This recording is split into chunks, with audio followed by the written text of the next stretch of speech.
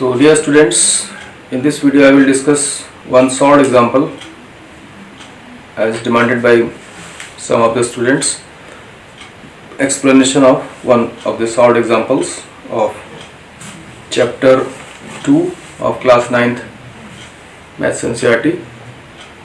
See example 13, page 42. Here you have to factorize 6x square plus 17x plus 5 by splitting the middle term and by using the factor theorem. First method 1, using the splitting the middle term by splitting the middle term method.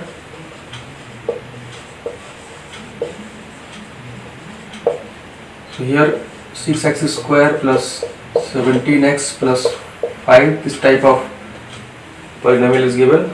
So in this case you have to multiply 6 into 5, you will get 30, and now you have to find factors of 30 whose sum is 16 because it is positive. So now factorize 30, 2 15 ja 30, 3 5 ja, and then 5 1 ja. And now you have to try various combinations. One combination may be like this: 6 and 5. 6 into 5 is 30, but 6 plus 5 is not 17, so this will not be taken. One more combination is this one: 3 into 5 and 2, that is 15 into 2, but 15 plus 2 is 17, therefore this we can take.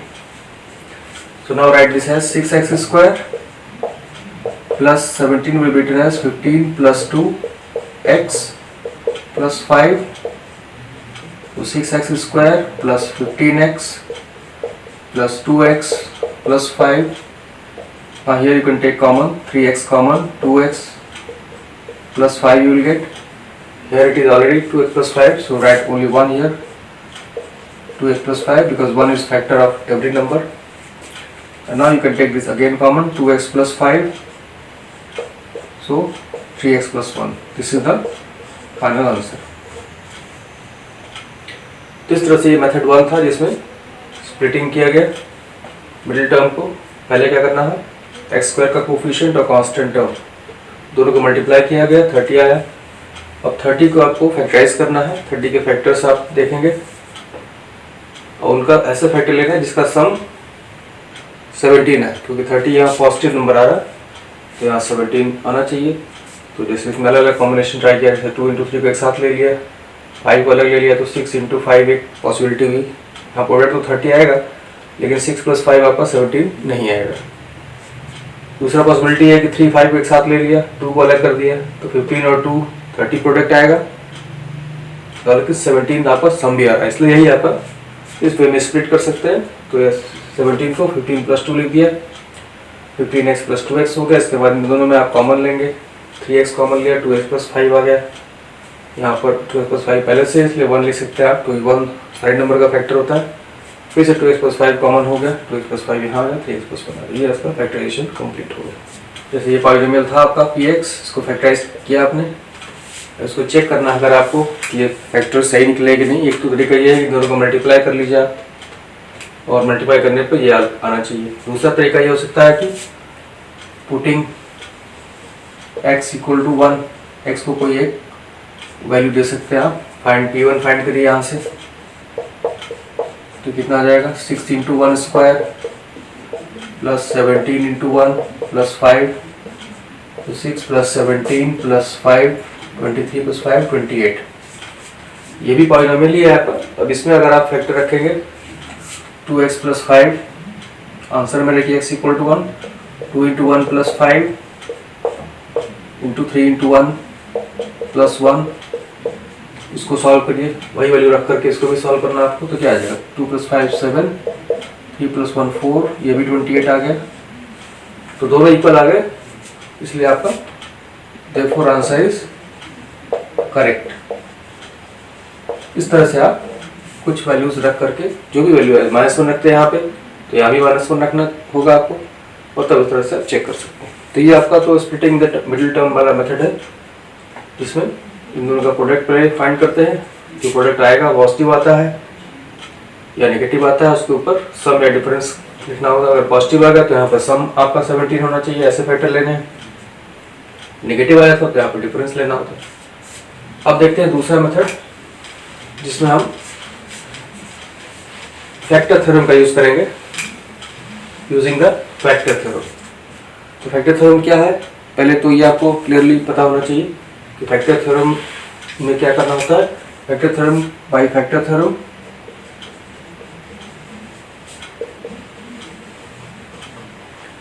if x minus a is a factor of px, then pa is equal to 0.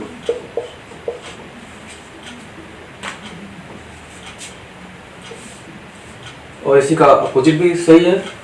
And if pa is equal to 0, then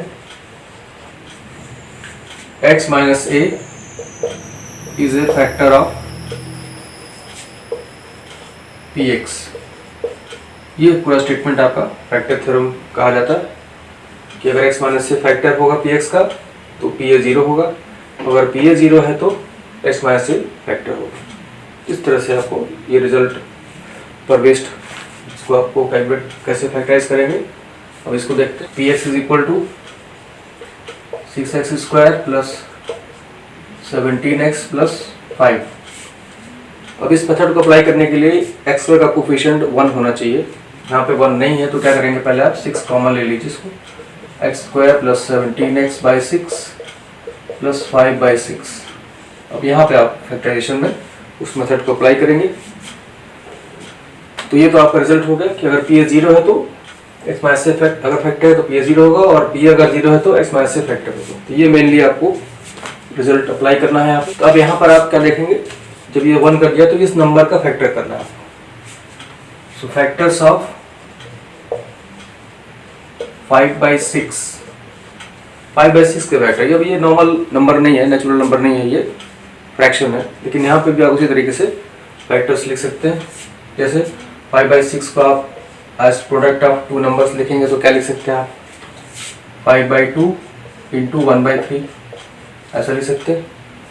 या 5/6 को लिख सकते हैं आप 5/3 into 1/2, ये भी लिख सकते हैं। या 5/6 को आप क्या लिख सकते हैं, 1/6 इंटू 5 ऐसे भी लिख सकते हैं। तो इस तरीके के अलग अलग तरीके हो सकते हैं, लेकिन यहाँ पर भी आपको ये ध्यान रखना कि ये जो आपका नंबर आएगा ये इसके सम के बराबर होना चाहिए। ऐसे फैक्टर लेने कि इनका सम के बराबर 17/6 हो। तो अब इन दोनों में किसका 17/6 आएगा चेक कर लीजिए आप। जैसे 5/2 प्लस 1/3 करिए, ये कितना आएगा, 6 एलसीएम हुआ, 6/2 3 5 जा 15 एंड 6/3 2 इंटू 1 2 17/6 ये आ गया आपका। मतलब ये आपका सही फैक्टर और में आपका नहीं आ गया। इसमें आप लेंगे 5/3 प्लस 2 को 1/2 को सॉल्व करेंगे तो क्या आएगा, 6 एलसीएम आएगा, 6/3 2 5/10 और 6/2 3, ये 13/6 आ गया। आपको तो 17/6 चाहिए। तो ये सब फैक्टर्स हो गए आपके। तो ये फैक्टर आप ट्राई कर सकते हैं, इसको ले लीजिए आप। क्या क्या होंगे, प्लस माइनस 5/2 प्लस माइनस 1/3, ये सब आप ट्राई करके देख सकते हैं। इनमें से किसी पे 0 होगा तो p, अब आप वैल्यू रख के देखिए। जैसे p 1/3 निकालिए, कितना आता है, 6 इंटू यहाँ रख दीजिए 1/3 का स्क्वायर 1/9, 17/6 इंटू 1/3 प्लस 5/6। ये आपको 0 तो आएगा नहीं क्योंकि सारे टर्म्स पॉजिटिव है। नेक्स्ट नेगेटिव वैल्यू ट्राई कर लीजिए, -1/3 क्या आएगा, 6 इंटू वही वैल्यू रखना है आपको, इसी एक्सप्रेशन में वैल्यू रखेंगे तो क्या आएगा 1/9 माइनस 17/6 इंटू 1/3 प्लस 5/6। अब इसको सॉल्व करेंगे आप, कितना आएगा, ये 9 है, ये 18 है, ये 6 है। एलसीएम आपका क्या होगा, 18 होगा। 18/9 2, 18/18 1 माइनस 17, 18/6 3 5 या 15। ये आपका आ गया 2 + 15 70, ये आपका 0 आ जाएगा। -1/3 रखने पर 0 हो गया। इसलिए आपको क्या होगा, इसका एक फैक्टर आपको पता चल गया। जैसे x इक्वल टू a रखने पर p अगर 0 होता है तो x माइनस a फैक्टर होता है।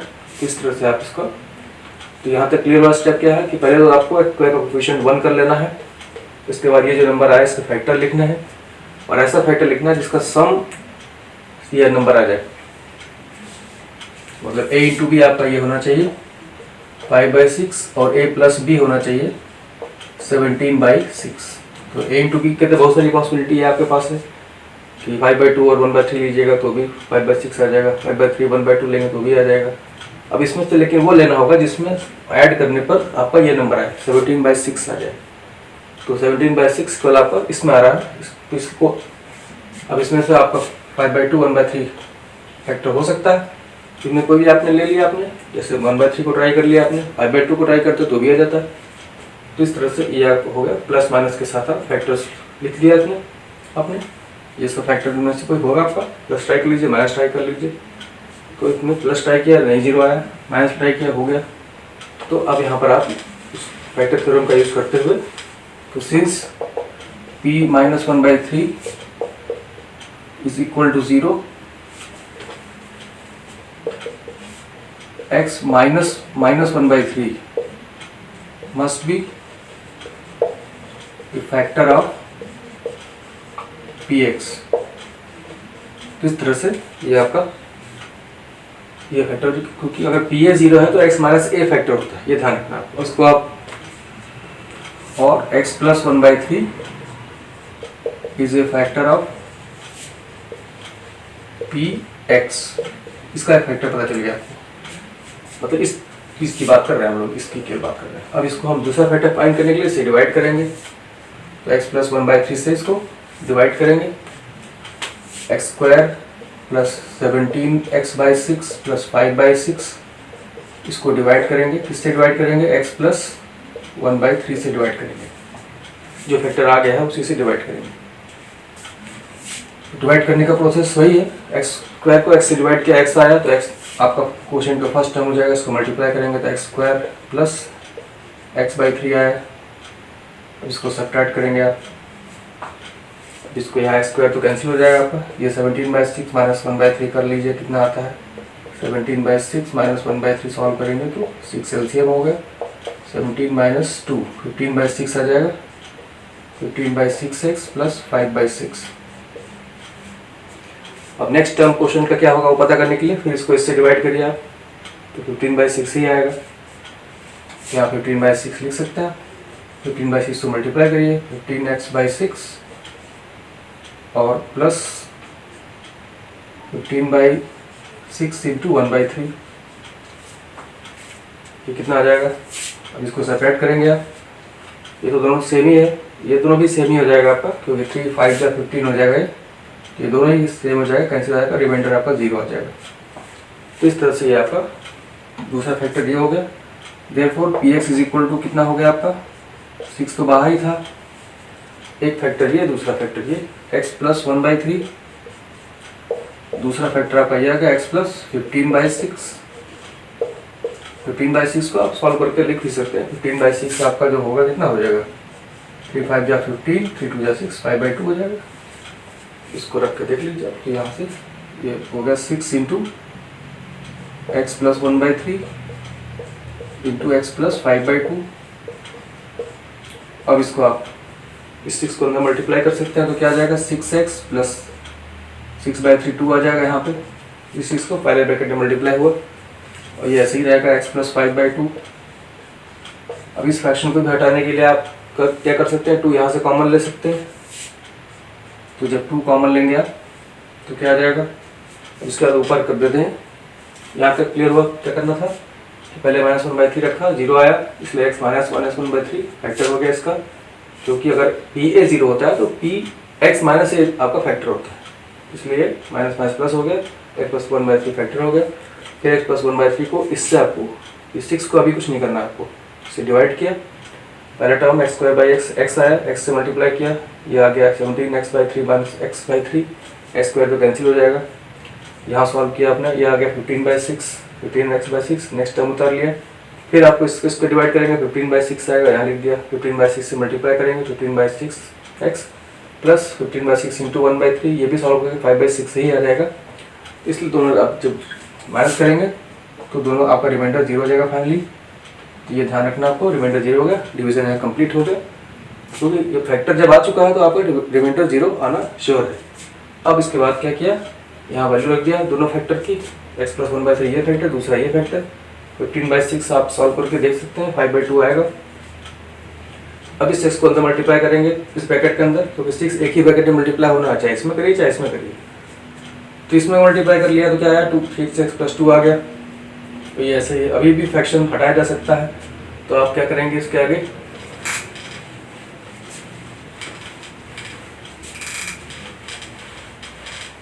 अब इसको आप px को आगे कंटिन्यू कर देंगे यहाँ से। तो देखो px = इस पे 42, यहाँ से 2 कॉमन ले लीजिए, क्या बचेगा 3x + 1 और x + 5/2, ये हो गया आपका। यहाँ से 2 कॉमन ले लिया। अब इस 2 को इसमें मल्टीप्लाई कर देंगे, ये 2 इसमें मल्टीप्लाई होगा ब्रैकेट में, 3x + 1 ऐसे ही रहेगा। यहाँ 2 मल्टीप्लाई होगा तो क्या होगा 2x + 5, ये आपका आंसर हो जाएगा। तो ये आपका मेथड हुआ जब आपने फैक्टर थ्योरम का यूज़ किया। और ये आपका यहाँ पे ध्यान देना था आपको कि x² का कोफिशिएंट यहाँ पे जो था वो 1 नहीं था, इसलिए आपको ये ध्यान देना पड़ेगा कि पहले x का कोफिशिएंट कॉमन लिया गया तो ये डिवाइड हो गया 6 से इसमें। तब आपको इस तरीके से जो 5/6 आया था उसके फैक्टर आपने ट्राई किए, उसमें से वो फैक्टर लिया जिसका सम करने पर 17/6 आता है। फिर प्लस माइनस लेके साथ फैक्टर लिए ट्राई किया आपने किस पे 0 हो रहा है। अगर ये 0 आता है तो x - ये फैक्टर होता है, उससे ये फैक्टर पता चला, फिर उससे डिवाइड किया, फिर दूसरा फैक्टर पता चला, फिर दोनों फैक्टरों को यहाँ लिख दिया ऐसे। अब यहाँ पर इसको मल्टीप्लाई करिए एक ब्रैकेट में तो ये आ गया, फिर यहाँ से कॉमन ले सकते हैं तो ये भी ब्रैकेट खत्म हो जाएगा आपका। इस तरह से ये आपका, तो ये क्वेश्चन आपका एक डिफरेंट मेथड से सॉल्व किया गया है, जहाँ पे थोड़ा सा मिडिल टर्म का स्प्लिटिंग नहीं किया गया है, फैक्टर थ्योरम का यूज़ किया गया है। So that's all in this video.